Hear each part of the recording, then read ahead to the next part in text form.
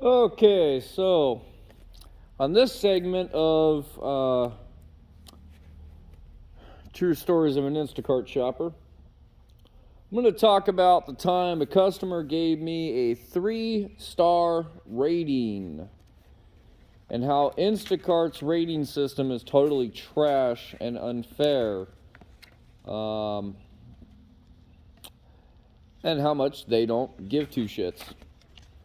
So if you've been doing Instacart long enough, you know as well as I know that Instacart doesn't care. The rating system will suck, and you'll get screwed over by bad ratings from time to time, even if they're outside of your control. Um, so, and actually, I'll go on to talk about a few orders I've had that were horrible, that I had to deal with, tip baiting, etc. And Instacart really doesn't care. They're not going to do anything to help you out in this case. Instacart's official policy that they spiel out to the shoppers is customers who abuse the Instacart platform in any multiple varieties of ways. This includes tip baiting, falsely reporting items, as well as abusing the rating system, etc., are at risk of deactivation. Now, I know they've kicked a few people off, but I think it's more so when they've cost Instacart money. Instacart doesn't do anything unless it's going to cost them money, and it costs them too much money in the long run. And then they cancel customers. But I've noticed, as a customer, they cancel a customer account. A lot of times, these customers just go and make a new account, and then they go back to ordering again. And Instacart really doesn't catch it. A shopper, you can't make another account because you have to submit your driver's license info, and that gets flagged in their system. Your driver's license, your social security, and all that stuff. A customer is not required to give that information. The only thing a customer realistically puts in is their credit card info, and Instacart can't keep a track of the credit card info because it's illegal. So, yeah. So it's kind of hard. Somebody told me that they track IP addresses, but I mean, if you switch devices or computers, I guess that doesn't matter as a customer. Because I've had customers too that have had multiple accounts, and you know, I'm guessing that's why. So the one time I got a bad rating, I got a 3-star rating from this lady. She was part of a or a multiple batch, a double or triple, I can't remember which one it was, but she was part of a multiple, and the reason why was because she had a shitty tip, and the other customer had a good tip, and that's why I picked up the batch in the first place. And you know, it's sad to say, but the customer with the good tip wound up getting the shitty customer's order shopped, which is not fair, but it's what Instacart does, and that's how they trick you into doing those crappy orders. So I get this lady's order, and she has on there, she's not a lot of stuff. It looked like 10 or 15 items, something like that. But one of the items was alcohol. It was a cheap, and I mean a cheap bottle of La Cadena vodka. And I probably pronounced that wrong, but it's a 1.75 milliliter bottle, which is a big bottle. But it's only like $10. It's like the trashy, cheap stuff you buy when you're just a drunk. And, you know, you're not going to buy anything good because you're not drinking it for quality. You're just drinking it to get messed up. So she ordered this bottle. I go to deliver to her doorstep. Now it says in the comments, the delivery comments, "Don't bother me. Leave the groceries at the door. The ID is outside. Make my copy and leave." Well, one, we don't copy your ID. It gets scanned. The barcode gets scanned. Now I'm in California, so California has some different rules when it comes to Instacart. You cannot manually enter. Sometimes the app will let you manually change stuff. You cannot do that. Okay, you cannot manually enter anything. It's purely scan. If it doesn't scan, you do not deliver. It says you can take any state issued or government issued identification card, as long as it has a barcode that scans, or any military ID. Well, military IDs do not scan in the Instacart app, and I learned this one the hard way. Or not really the hard way, but I learned this one on an order one time because the lady had a military ID. It would not scan. Luckily, she had a California driver's license, so that scanned. You cannot take passports in California. Other states, I think you can, but you cannot take passports because you have to manually enter that info.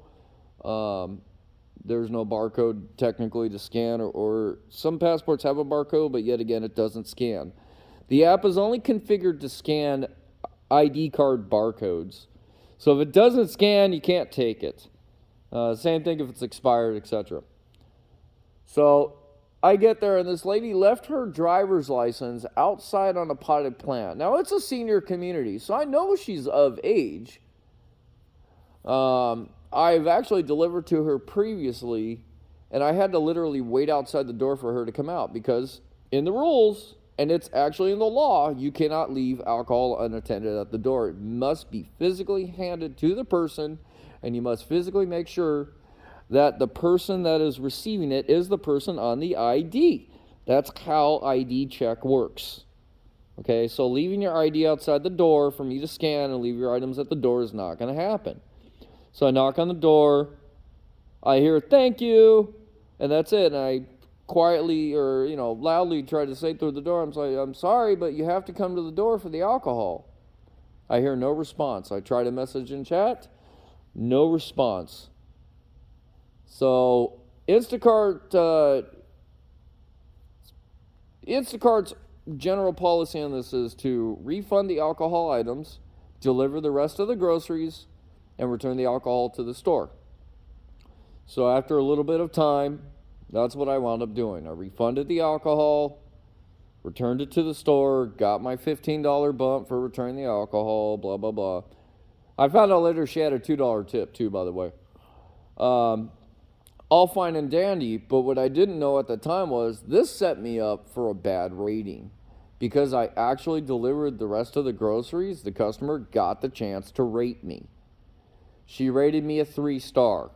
She didn't report anything, but she rated a 3-star because she did not get her alcohol. Ever since then, I learned that if I had to refund alcohol, unless the customer was on board and it was totally chill with the customer, I cancel the order and just return the entire order to the store. And the reason that is because they can't rate you at that point if the order is canceled. And that was because I didn't want to risk my ratings. I had been a 5-star shopper quite a few times, and it sucks when you get a 4-star rating and another 4-star rating, which knocks you down to a 4.98, or you get a rash of where you just don't get ratings all of a sudden. And I think Instacart plays with the rating system too.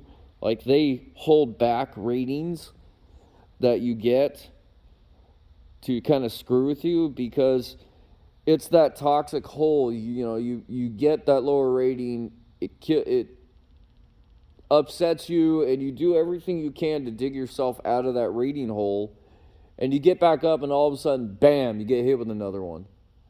And usually half the time these low ratings are outside your control. I learned that on the triple batches, a lot of times I'd get a bad rating on that because somebody waited so long. Delivery only orders where you just pick up, it's shot by an actual Instacart employee. I've gotten a lot of bad ratings from those orders. And I have nothing to do with the shopping. I'm just delivering it. But unfortunately, because you're part of the order, you get rated the same with the shopper in the store, so unfortunately you get shitted on just the same. And Instacart came out with this lovely thing of doing 5 orders, a 5 delivery only order batch, meaning you're delivering to 5 customers in one batch. And the reason they did this was to combine the lower tips so that it was higher pay and you would take it. And I'd done a few. They were, anywhere from $70 to $100. Usually winds up being about 20 miles of driving, so it's not really exactly worth it, but I'm not doing shopping. So, yeah, I'm doing more miles, but I'm not doing shopping. Unfortunately, you can almost guarantee that the last two you drop off to are going to low rate you because it took you 2 hours to get to the damn house by the time you drive.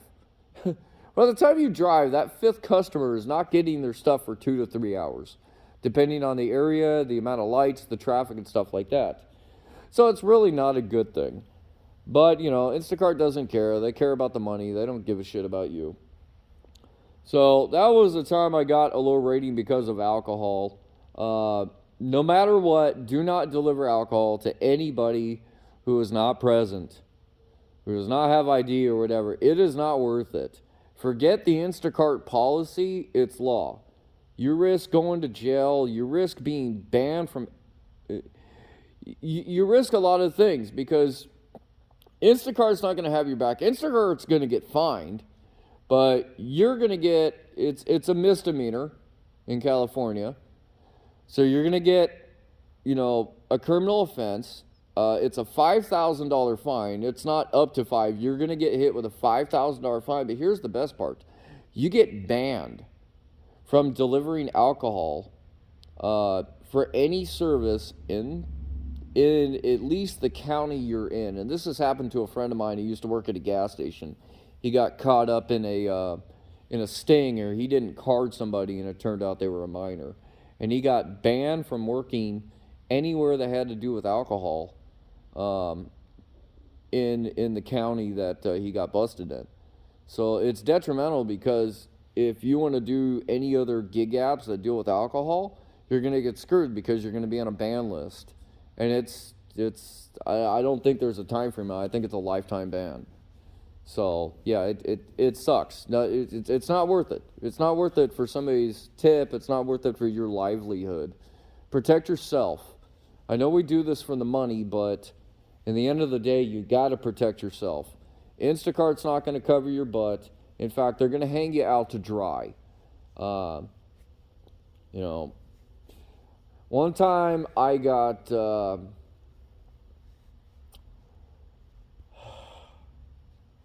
I was going to say, I had one where Instacart said, Instacart flat out told me it was okay to take the ID that was taped to the door and leave at the door.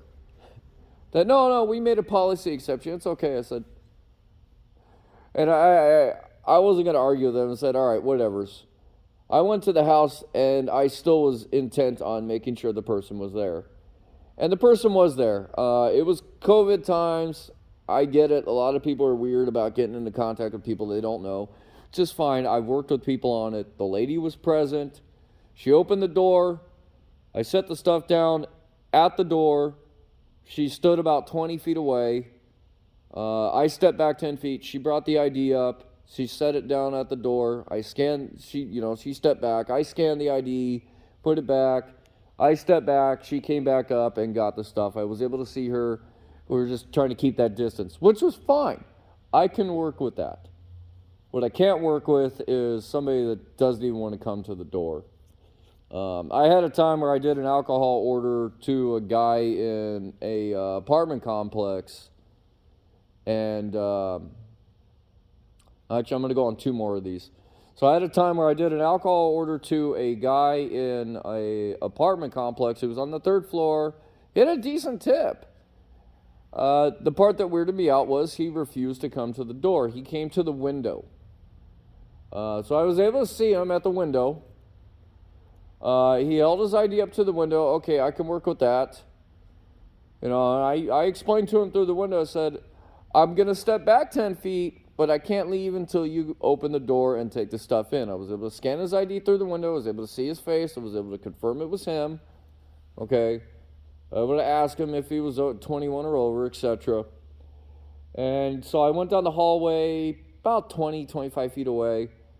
And I stood there and I waited. That took him 8 minutes to come out the door. I think he was trying to wait till I left. And it's like, look, dude, I can't go until you take this in. You cannot leave it unattended at the door. So technically, as of right now, it's not unattended as long as I'm still there. And then once I make sure you take it in, then I can leave. The guy took his tip off and zeroed it out. I don't think it was because of that. I think he just intended to tip bait from the get-go. I reported it to Instacart. They did absolutely nothing. Instacart doesn't care. They don't care what happens to you. Your safety is your responsibility, not Instacart's. They're not going to keep you from getting shot. There was an Instacart shopper that recently got shot in a grocery store over some altercation in an aisle. Stupid, but it happened. Instacart's not going to be there to protect you. They're not going to back you up. If push comes to shove, they're going to deactivate you and cut their losses and cut their liability. Because that's just how corporations like this work. So,